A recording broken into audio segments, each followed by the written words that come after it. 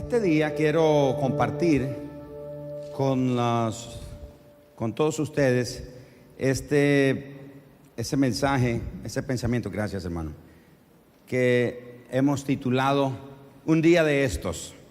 Diga conmigo, un día de estos. ¿Usted ha escuchado o dicho en algún momento esa frase, un día de estos? Cuando usamos esta expresión o hacemos uso de ella, estamos denotando varios tipos de emociones o sentimientos. Por ejemplo, podríamos estar denotando un sentimiento de hastío. Estamos hastiados de una situación y decimos, un día de estos me libraré de esta o aquella situación. También puede ser que denota una condición de cansancio. Uno dice, uno de estos días, por ejemplo, ¿verdad? Está agotado y dice, uno de estos días no voy a ir a trabajar, me voy a quedar descansando. Puede también significar venganza, puede denotar un sentimiento de venganza. Uno de estos días, esa persona sabrá con cuántas papas se hace un guiso. Le daré una buena tunda, ¿verdad? Una venganza. Puede significar también esperanza, puede significar que tenemos un sentimiento de esperanza. Puede ser para darnos ánimo, puede también significar una expectativa, puede ser que estamos comunicando un sentimiento de expectativa, estamos expectantes de algo que va a suceder o que estamos por recibir. También puede referirse a una anticipación o podría ser inclusive una promoción, un tiempo de promoción. Uno dice uno de estos días. Fíjense ustedes que nosotros los seres humanos, cada vez que nos enfrentamos a momentos difíciles, tenemos la tendencia de paralizarnos, tenemos la tendencia de atemorizarnos o inclusive de desanimarnos. En esos tiempos de dificultad, como que bajamos la guardia, bajamos la intensidad, bajamos la consistencia, bajamos la pasión con la que solemos hacer las cosas regularmente, porque nosotros llegamos a creer que no podemos continuar más adelante, que todo está perdido, que toda causa está perdida. Sin embargo, si aprendemos a ser fieles, si aprendemos a ser diligentes, esforzados, intencionales, un día de estos el Señor nos sorprenderá. Si somos fieles, diligentes, intencionales, un día de estos el Señor nos recompensará. Y Él nos va a posicionar en la forma o en el lugar para ser bendecidos, para que podamos ser de bendición a otras personas. Y por supuesto, que podamos cumplir con los propósitos de Él en nuestra vida. Este día quiero invitarlos para que aprendamos algunos principios muy valiosos en la vida de algunos personajes bíblicos que aprendieron a ser fieles en sus responsabilidades. Responsabilidades a las que no abandonaron a pesar de vivir momentos difíciles. Y ellos estuvieron listos para posicionarse en la forma correcta para cumplir los propósitos de Dios en su vida. Vamos a mencionar a varios, pero me voy a enfocar en uno en particular y será el rey David. Vamos a 1 de Samuel capítulo 16 y leamos los primeros 13 versículos. Voy a usar en esta ocasión la Nueva Traducción Viviente. Así que abra su Biblia ahí, 1 de Samuel 16, versículos 1 al 13.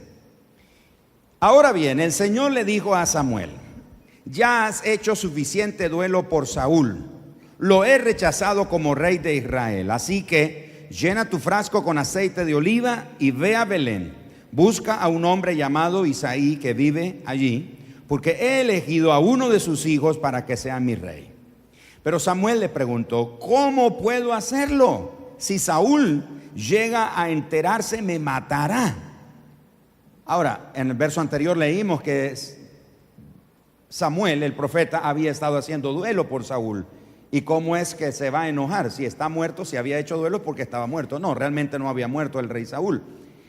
Pero la idea es que Samuel, el profeta, amaba tanto a Saúl, tenía gran aprecio por Saúl. Había una relación muy significativa entre ellos porque significó el tiempo de transición de la teocracia a la monarquía, es decir, del gobierno de Dios, que era representado por el profeta Samuel, a la monarquía, es decir, a través del reinado, en este caso que comenzó con Saúl. Entonces Samuel tenía un aprecio muy importante por Saúl, pero como ya Dios lo había desechado, entonces Samuel le había dado mucho tiempo a este proceso y todavía le dolía en su corazón. Y el Señor dijo: ya, suficiente, ya has demasiado tiempo dándole vuelta a ese asunto en el corazón, es tiempo de continuar adelante. Deja eso ya en el pasado, deja ese dolor ahí en el pasado y vámonos hacia adelante.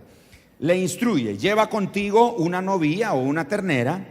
Le contestó el Señor: y di que has venido para ofrecer un sacrificio al Señor.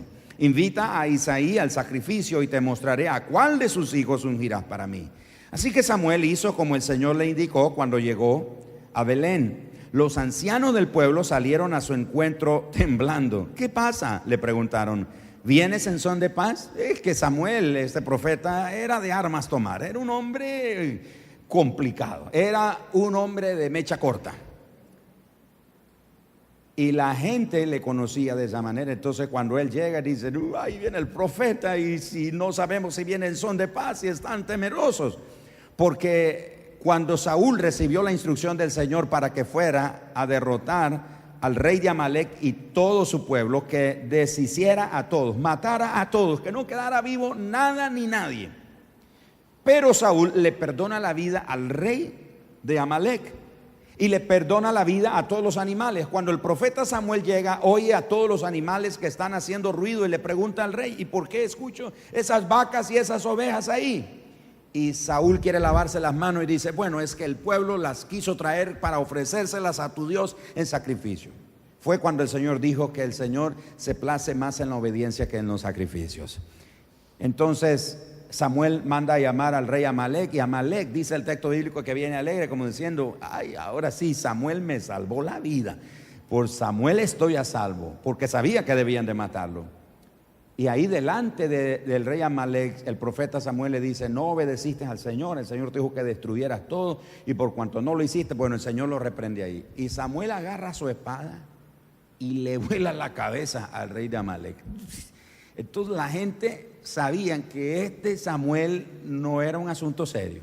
Entonces cuando lo ven llegar al pueblo de Belén, todos los líderes del pueblo están temblando y diciendo: Samuel, tu visita es en son de paz o vienes a traernos algún juicio.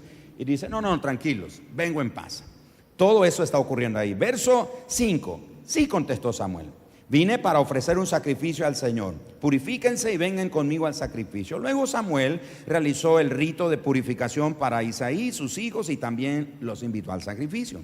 Verso 7: verso 6, cuando llegaron, Samuel se fijó en Eliab, el primogénito de Isaí, y pensó: seguramente este es el ungido del Señor. Pero el Señor le dijo a Samuel: no juzgues por su apariencia o por su estatura, porque yo lo he rechazado. El Señor no ve las cosas de la manera en que tú las ves. La gente juzga por apariencia, pero el Señor mira el corazón. Entonces Isaí le dijo a su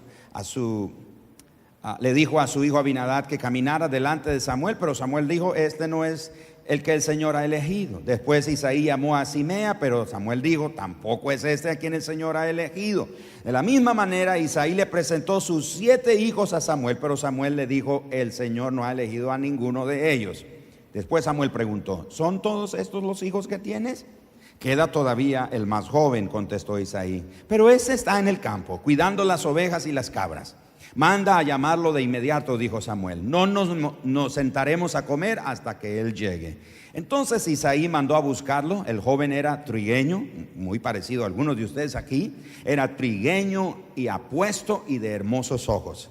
Y el Señor dijo: ese es el ungido.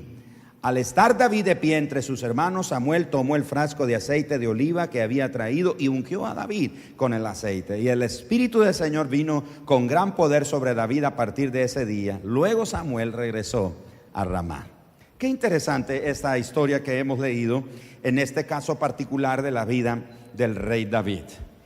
Veamos entonces que el día en que fue ungido como rey, David estaba cuidando las ovejas de su padre.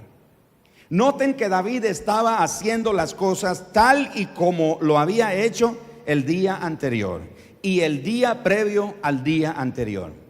Y pongan atención en este punto, porque aquí podría estar lo medular o la bisagra de esta plática que nos llevará de un punto a otro, nos vamos a poder mover. Porque realmente para David, él era un hombre que aprendió a ser fiel en las responsabilidades que tenía. Así que ese día que él fue ungido, ¿dónde se encontraba David? Cuidando las ovejas. Estaba allá en el campo. Estaba atendiendo las responsabilidades que se le había encomendado. Además de eso, cuando Samuel dijo a Isaí que uno de sus hijos sería rey, Isaí para nada, por menos que pensó en su hijo David. Y dice: vengo para ungir a uno de tus hijos por rey. E Isaí dijo: bueno, quiere decir que aquí entre mis hijos está el futuro rey. No pensó para nada en el muchacho David, que está allá en el campo cuidando las ovejas. Ahora, ¿por qué? Bueno, porque David, o el papá de David, como padre terrenal, no vio nunca el potencial de David. Para el papá de David, él era bueno únicamente para cuidar las ovejas. Para lo único bueno que David podría llegar a ser en la vida era sencillamente ser un pastorcito de ovejas, un niño, un adolescente cuidando las ovejas allá en el campo. Como un niño pastor, ni más ni menos. Pero el profeta Samuel tenía de parte de Dios la instrucción de ver algo más, de ver más allá en la vida de este muchacho David. Personalmente, yo tengo que agradecerle a los mentores, a los maestros, a los pastores que vieron un potencial en mi vida que yo no podía ver. Lo que hago hoy, las responsabilidades que tengo, en lo que me ocupo hoy, en las cosas en las que ando hoy, no las hago, no me ocupo en ellas, no estoy en ellas porque se me antojó.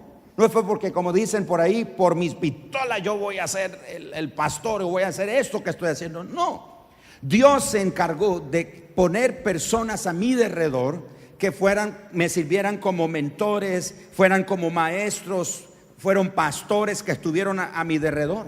Estas personas que Dios puso alrededor de mi vida fueron personas que creyeron en mí más de lo que yo podía creer en mí mismo. Uno de ellos me dijo en una ocasión, precisamente sentado allí en el lobby, me dijo un día: Gerardo, ¿sabes qué? Yo veo en ti más de lo que tú puedes ver en Dios, más de lo que tú puedes creer de ti mismo. Y él me hablaba de cosas como esas. Sin embargo, el Señor los usó a ellos para darme palabras de aliento. Las palabras de aliento de ellos me dieron valor para dar pasos de fe. Conversaba con un amigo muy querido esta semana, y le compartía que hubo un momento de mi vida cuando ya estaba aquí en esta iglesia y no era el pastor principal con mi esposa. Éramos asistentes o pastores ayudando al pastor principal de la iglesia en ese momento. Yo estuve a punto de irme de Mundo de Fe por varias razones. Por supuesto no las voy a mencionar, pero eran cosas desde mi perspectiva de gran peso para yo irme. Pero hubo una persona que Dios usó y me dijo: no se vaya, no tiene que irse, permanezca, sea firme, esfuércese, sea valiente. Y después el Señor envió a otra pareja a mi casa. En esos días me dio dirían popularmente, me dio un patatú. Me agarró algo en el corazón y fui a parar al hospital de emergencia. Y estando en el hospital, el doctor que me estaba examinando hizo todos los chequeos y dijo: no, usted está bien. Yo no sé si mi cuñado se recordará, no sé, me parece que él estaba en ese día. Y me llevaron al hospital, el doctor hizo todos los chequeos, el doctor dijo: está bien, su corazón está bien, no hay problema. Y ese hombre, sin ser cristiano, no sé si era cristiano, no sé realmente, pero sin ser un pastor, un ministro, profeta, cosa por el estilo, él me dijo: sabe que yo creo que usted tiene muchos problemas y necesita confiar en Dios. Así me dijo él. Y fui a casa, me pusieron una inyección que me durmió por varias horas, solo necesitaba reposar aparentemente. Pero bien, el Señor envió una pareja a mi casa y dijo: hermano Gerardo, no se vaya. Dios tiene cosas para usted. Pero en ese momento yo no las veía. En ese momento yo no estaba claro de ellas, no sabía. Entonces no estoy aquí porque a mí se me antojó, porque yo quise. Es porque Dios usó gente. Y Dios ha puesto gente a tu alrededor también, que han servido o están sirviendo como un mentor, como un maestro, como un pastor, alguien que te está animando, palabras de ánimo. Y muchas veces nosotros necesitamos una palabra de ánimo, ¿no es cierto? Necesitamos una palabra de ánimo. Cuentan que en una ocasión un borracho iba por un cementerio haciendo el cruce para llegar más rápido a su casa, y se fue en un hueco, en una tumba que habían dejado preparada para el día siguiente, que iban a sepultar a alguien. Y ahí está ese borracho queriendo salir y no podía. La moraleja es esto: necesitamos oír cualquier voz que nos impulse. En medio de la oscuridad, en la tiniebla, escuchó una voz de ultratumba ahí.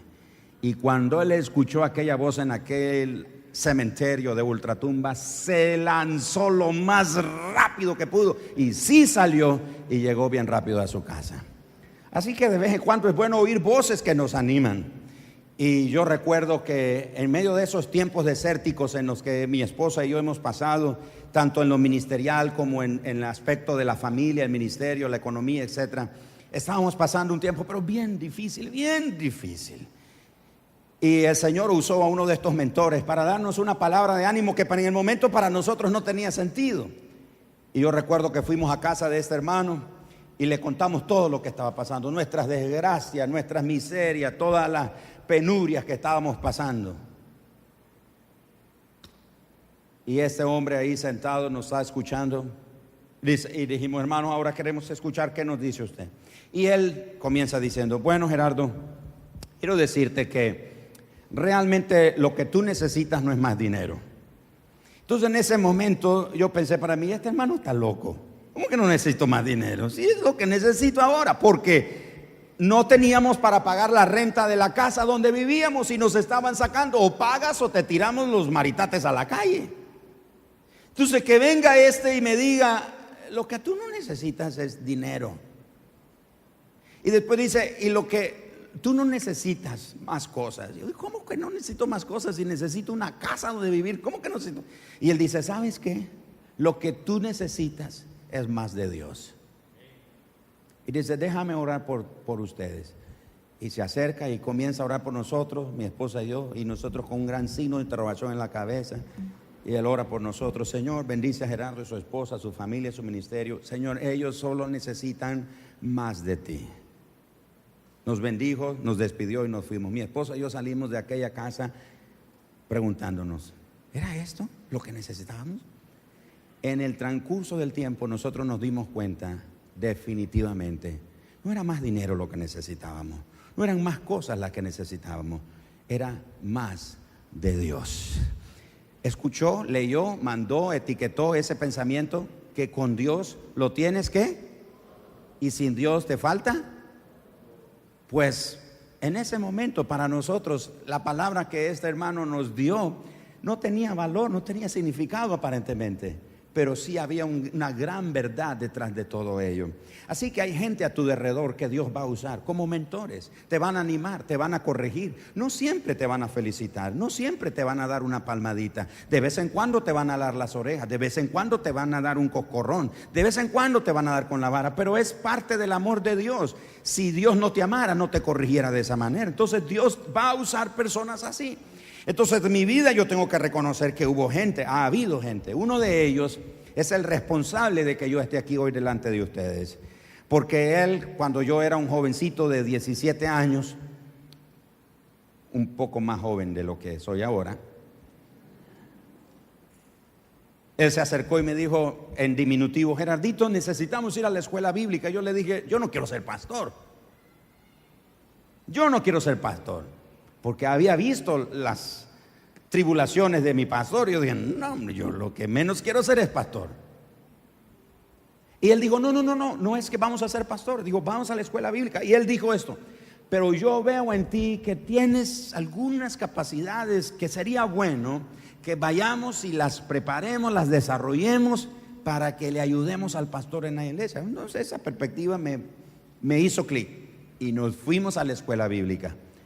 Él estuvo solo un mes y desapareció. Se lo tragó la tierra. como 10 o 12 años después, me invitan al funeral de un miembro de aquí de la iglesia, y cuando llego a ese funeral, que me lo voy encontrando, y le digo: a ti era el que quería encontrar, eres el responsable de todo lo que yo he tenido que padecer en mi vida, me llevaste a la escuela bíblica, te fuiste y me dejaste solo ahí. Y él se moría de risa. Y dice, y siempre me trataba de diminutivo, y dice: ay, Gerardito, pero es que Dios sabía, y Dios sabía lo que tenía para ti. Entonces hasta a él el Señor lo usó, porque si él no lo hubiera usado, yo no estuviera aquí hoy compartiendo con ustedes. No sé qué estaría haciendo yo. Cuando mi esposa y yo nos casamos, teníamos un buen plan, precioso plan. ¿Saben cuál era nuestro plan? Nos casamos, dijimos: vamos a la iglesia solo los domingos en la tarde, pagamos nuestros diezmos, no vamos a ir en la semana porque vamos a estar ocupados trabajando, estudiando, no vamos a poder ocuparnos en ninguna cosa en la iglesia. Yo voy a renunciar a todas mis responsabilidades, dije ahí en la iglesia. Mi esposa se ríe porque dice que cuando ella llegó a la iglesia, ella llegó a la reunión de jóvenes y el líder de jóvenes era yo. Llegó al día siguiente a la escuela dominical y el que dirigía la escuela dominical era yo. Fue a la clase de jóvenes y el que daba la clase de jóvenes era yo. Yo estaba metido en un montón de cosas. Entonces mi esposa y yo dijimos: nos casamos, renuncio a todo y nos quedamos viviendo una vida felizmente casados. Pero Dios tenía otros planes. Si yo y mi esposa mi esposa y yo hubiéramos continuado en ese plan, yo no estuviera aquí hoy. Pero yo bendigo a Dios por gente que vio en mí un potencial que yo no veía, gente que vio en mí cosas que yo no veía.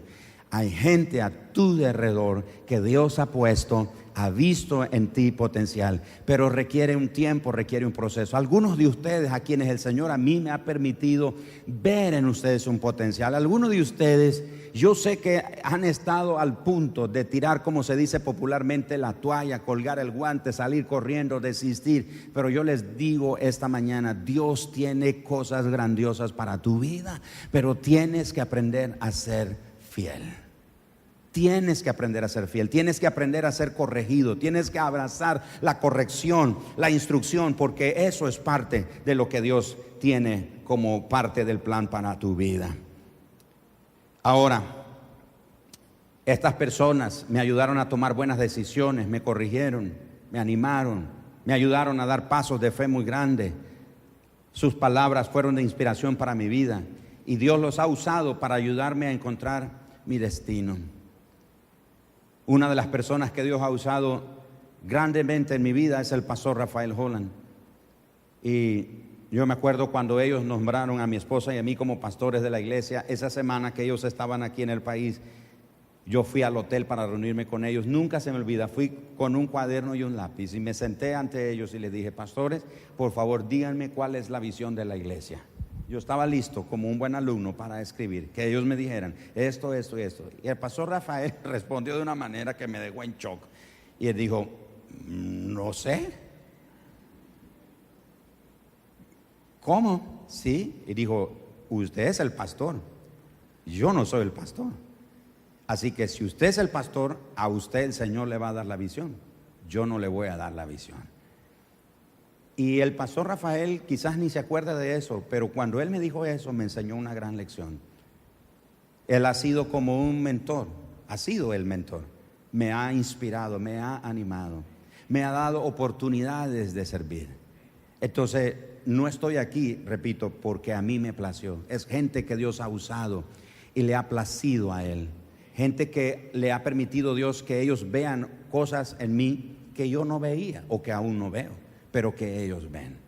Porque Dios se encargará de ayudarnos a descubrir nuestro destino. Pero hablando de nuestro destino, nunca se sabe cuándo, dónde o cómo nuestro destino llamará a nuestra puerta. Nuestro destino no es como una cita programada. No es que nuestro destino, nuestro llamado, nuestro propósito nos va a mandar un correo electrónico, un chat, un mensaje diciendo: llego esta semana, prepárate porque voy a abrirte una puerta, voy a mostrarte una oportunidad, voy a decirte de esta manera, o voy a hacer en tu vida esto o aquello o lo otro. No, nuestro destino, nuestro llamado, nuestro potencial, nuestra capacidad, la unción que Dios ha puesto en nosotros no tiene una cita programada. Se requiere de parte de nosotros entonces que tengamos que con la ayuda del Señor, permitir que el sueño de Dios, el plan de Dios nos descubra a nosotros. Generalmente no somos nosotros los que descubrimos nuestro sueño o nuestro propósito, es Él. Lo único que no sabemos cuándo, en qué forma, de qué manera, pero Él lo hará. Ahora fíjense ustedes, David se convirtió en matador de gigantes, ¿sí o no? Nosotros sabemos que David mató a un gigante. Se convirtió en un compositor musical, ¿sí o no? Escribió los salmos. Él llegó a ser el rey de Israel. ¿No es cierto? Todo eso lo sabemos nosotros. Pero antes de ser todo eso, él fue fiel a sus responsabilidades diarias. ¿Dónde estaba David entonces cuando lo llamaron para ungirlo para rey? ¿Dónde estaba? ¿Cuidando qué cosa? Ovejas. Ahora, es interesante que cuando David estaba cuidando las ovejas, él no permitió que nada lo amargara. Él no permitió que nada estorbara en su corazón o impidiera en su corazón soñar o esperar el día que Dios tenía para él. Siendo el menor, el cumiche está allá en el campo cuidando las ovejas. Ahora usted se imagina a este David, un muchachito aproximadamente entre 15 y 16 años, está cuidando ovejas. David no estaba diciendo qué barbaridad, solo yo, solo a mí me mandan. Era divertido cuando me mandaban a comprar las tortillas a mí, yo iba pateando, solo a mí. Era divertido porque solo era yo. O sea, era hijo único, o sea, ¿a quién más iban a mandar? No había nadie más. Entonces yo, solo a mí me mandan a comprar. No, David no estaba diciendo qué barbaridad, solo a mí me mandan a cuidar las ovejas, solo yo. Mis hermanos allá en la casa con cama limpia, tienen internet, tienen un plasma ahí para ver sus programas de televisión, tienen comida fresca. Yo aquí tengo comida que me mandaron y que tengo por varios días y no me la como caliente, lo como fría. Aquí duermo en el frío de la noche, estoy buscando una sombra donde guarecerme del calor. David no está amargado, David no está enojado por estar haciendo lo que estaba haciendo, porque David sabía que él había sido diseñado por Dios para cosas más grandes, solo que él no sabía, solo que él no las había descubierto. Pero David en su corazón decía: un día de estos no estaré más cuidando ovejas, un día de estos estaré tocando en la corte real. Ahora solo le toco a mis ovejas, ahora solo uso el arpa con mis ovejas, pero un día de estos estaré en el palacio tocando delante del rey.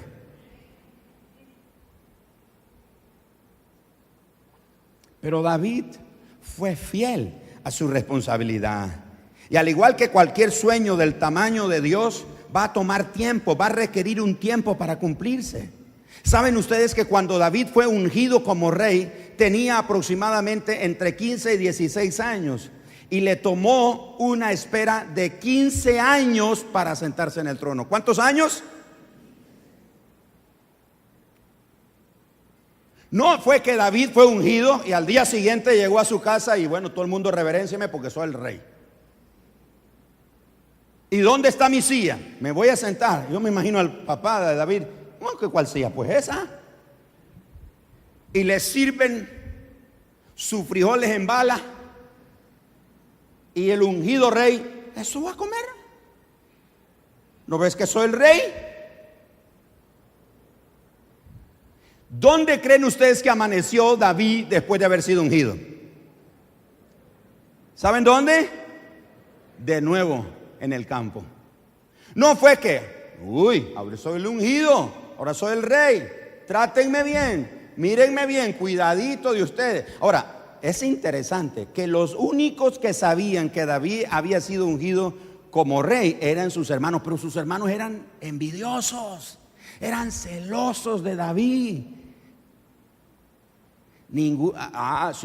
Pero ellos andan tomando fotos de Facebook y selfies de todo y publicándolo en Instagram y en todos lados. Pero ahora ellos no publicaron nada, que su hermano David fue ungido. Están ahí, calladitos. Nadie sabe que él, David, el pastorcito de ovejas, había sido ungido como el rey. Entonces se requirió, ¿cuántos años dijimos? 15 años. No fue de un día para otro, no fue que al día siguiente se sentó en el trono. Él fue ungido probablemente cuando era un adolescente, pero llegó a ser el rey hasta los 30 años, una espera de 15 años. Ahora, vean aquí otro ejemplo. En 2 de Samuel capítulo 23, cuando David anda huyendo, ungido rey, y mi esposa y yo, ahora mi familia que viajamos a Israel, fuimos a conocer las cuevas de Adulán, donde David se escondió de Saúl. Todavía están esas cuevas. Todavía anda huyendo, anda escapándose de su enemigo, Saúl. Pero él es el rey. ¿Cómo es posible que eres el rey, estás ungido y estás escapando, andas huyendo? No es para decir un momento, ¿no sabes a quién estás, con quién estás tratando? Soy el rey. El Señor te quitó el trono, ahora es mío. O lo que te estoy dejando terminar. No, nada de eso. David anda huyendo. Y dentro de ellos, David se juntan a él un montón de endeudados, enfermos, afligidos, lisiados, y se forma un ejército pequeño de 30 hombres que llegaron a ser los valientes de David. Y dentro de los valientes de David había un hombre que se llamaba Benaía. Cuando anduvo con David, este muchacho era uno de los que combatía con David.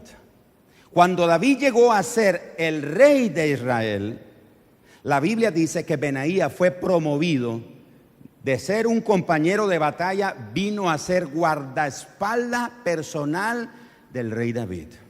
¿Qué cosa? Guardaespaldas. Pero después de ser David el rey por 40 años, cuando David muere, me imagino los amigos de Benaía diciendo: bueno, Benaía, espero que hayas ahorrado un dinerito, porque quién sabe en qué vas a hallar trabajo, porque se murió el rey. Ya perdiste este pegue. A ver de qué vas a vivir ahora. Pero ¿saben qué dice la Escritura en 2 de Samuel 23? Que cuando Salomón asumió el reino, este muchacho Benaías, que comenzó siendo un compañero de batalla y llegó a ser un guardaespaldas, después de ser guardaespaldas, 40 años después, digan conmigo, 40 años después. ¿Cuánto? 40 años después fue promovido. Cuando Salomón llegó a ser el rey, fue promovido a ser el general de todo el ejército de Israel. ¿Pero cuántos años esperó? ¿Y cuánto llevas tú esperando? Algunos de nosotros ya queremos que el Señor haga las cosas. Mira, en un tiempo como el que está viviendo nuestro país, esta palabra, el propósito de esta palabra es animarnos a ser fieles en el lugar donde estamos. Ahora, más que nunca, los cristianos, los creyentes, tenemos que mostrar el carácter que tenemos como hijos de Dios, la verdadera vocación como discípulos de Cristo. Tenemos que ser fieles. Manténgase fiel en el puesto de trabajo, porque uno de estos días el Señor te va a sorprender. Uno de estos días el Señor te va a promover la promoción que estás esperando, la bendición que estás esperando, la recompensa que estás esperando, la bendición que estás esperando, el milagro que estás esperando. Uno de estos días el Señor se acordará y hará que todas las cosas obren para bien en tu vida y tú estarás listo, pero tienes que ser fiel.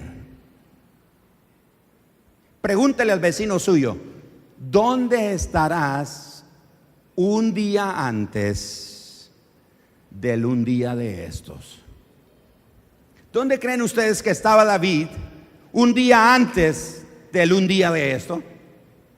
Cuidando ovejas. No estaba amargado, no estaba enojado, no estaba quejándose, estaba siendo fiel. En lo que estás haciendo, sé fiel, que uno de estos días,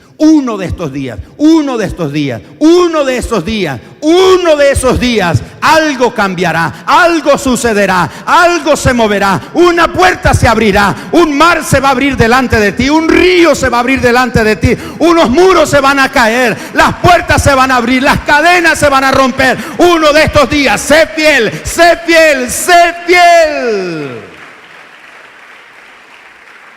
No es que, ay, ahorita, pastores, estos tiempos que estamos viviendo es pura anarquía. Ni en los semáforos uno espera la luz roja, nos tiramos la luz, nadie nos está controlando, entonces voy a llegar tarde al trabajo, si puedo llego. No. Es ahora, hoy, más que nunca, que tú y yo necesitamos ser fieles.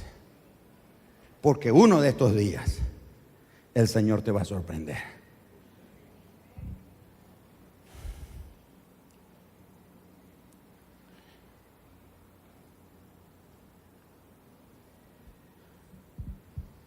Cuando yo busqué mi primer trabajo, por cierto, me avisaron como en octubre, noviembre. Entonces yo iba en la mañana, llamaba en la tarde, al día siguiente llamaba en la mañana, iba en la tarde, y así estaba. Llamaba, iba. Y nunca, 3 meses, noviembre, diciembre. Cuando llegué en diciembre me dijeron, no, diciembre es mes muerto, a nadie van a encontrar. Pero yo seguía llamando, yo seguía yendo. Enero, y en la primera semana de febrero me llaman. Y el que llegó a ser mi jefe en ese momento me dijo, mira, me dice, yo creo que te van a dar el trabajo, pero porque ha sido hostigoso. Llego, entro a la sala y hay varias gentes. Y, Dios mío. Pero que quiero contarles que tenía un amigo en ese momento que yo le dije, mira, voy a ir a buscar trabajo.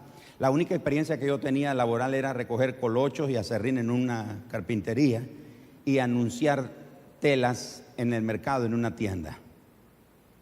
Yo le dije, mira, voy a ir a una entrevista, a una oficina, por primera vez no tengo experiencia. Si me preguntan cuánto quiero ganar, ¿qué me dices tú que recomiende? Y me desanima de plano así.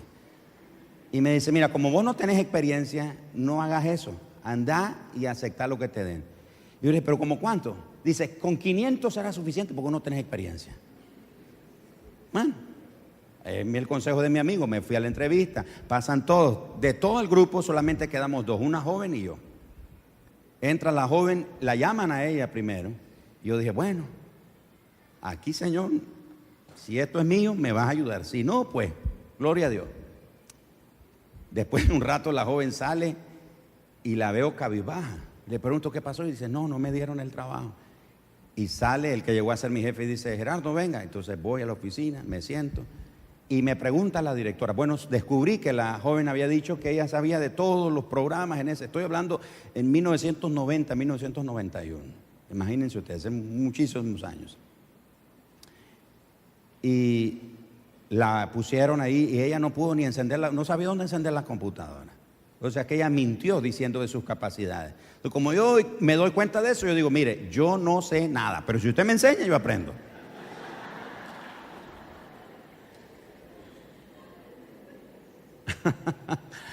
Y me dice ella, era una señora, la directora de esa oficina, y ella dice, mire, ¿y cuánto quiere ganar? Y yo solo me acordé de mi amigo y digo, si digo 500 me va a bajar.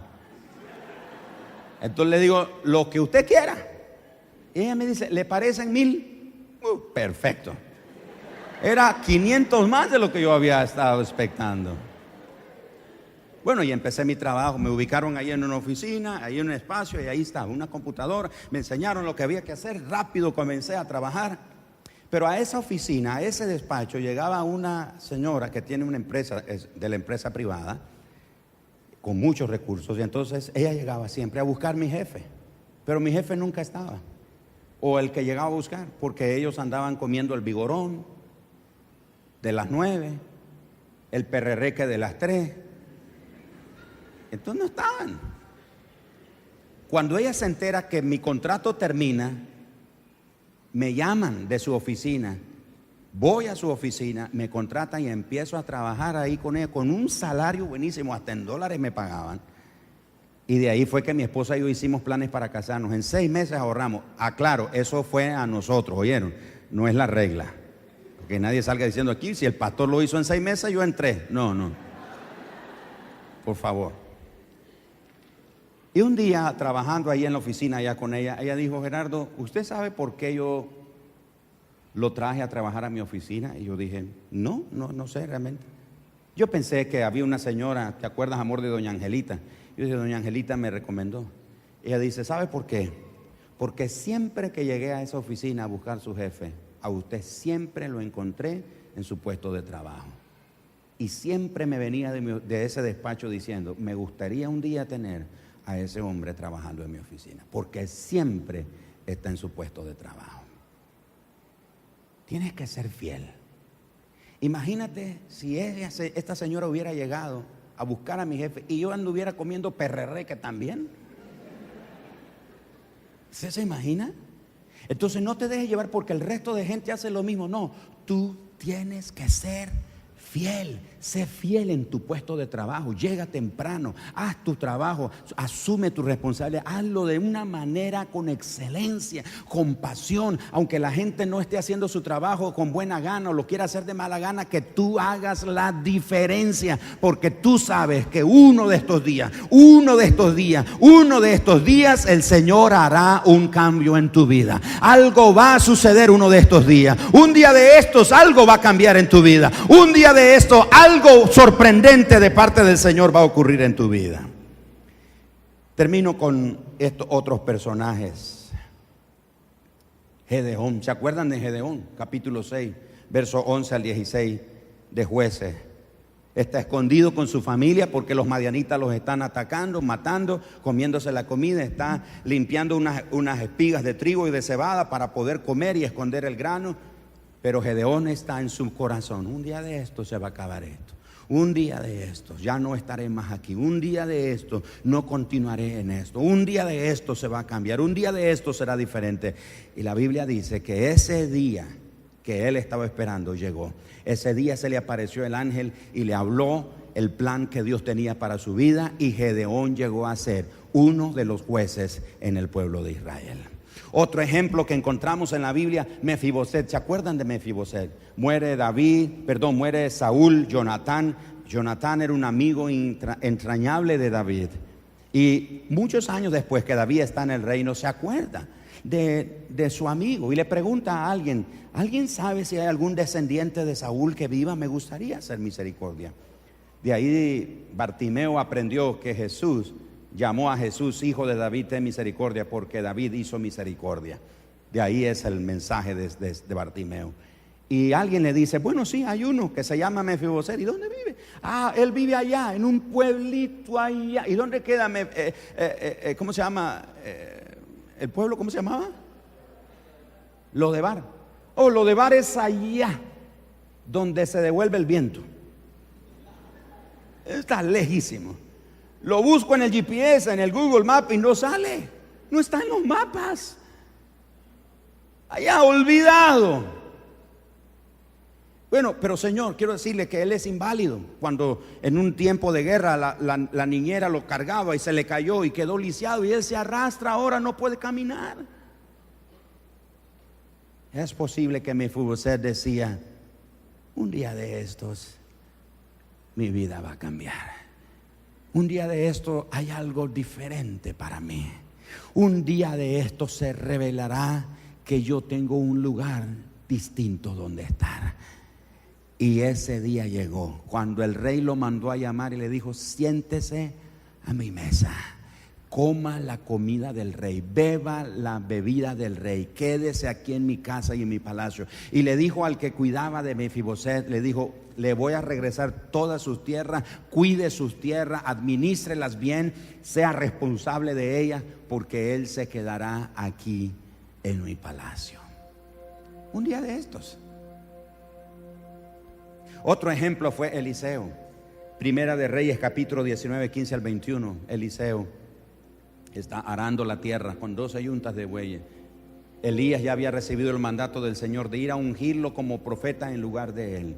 Elías pasa alrededor de Eliseo, le tira el manto y Eliseo se sorprende. ¿Qué es esto? Y le pregunta, ¿qué significa esto? Y Eliseo le dice, no sé, te sigo, pues sígame. Y Eliseo comenzó a seguir a Elías. Pero es probable que Eliseo, ese día que se levantó a arar la tierra con esas 12 yuntas de bueyes, posiblemente Eliseo dijo, un día de estos estaré ocupándome en otras cosas. Pastor Rafael nos contó el otro día que cuando él era un niño, él nació en un pueblito. Era un pueblito ahí en el estado de Tennessee. Dice que ellos tenían letrina, él tenía que ir a cortar leña para la cocina, etc.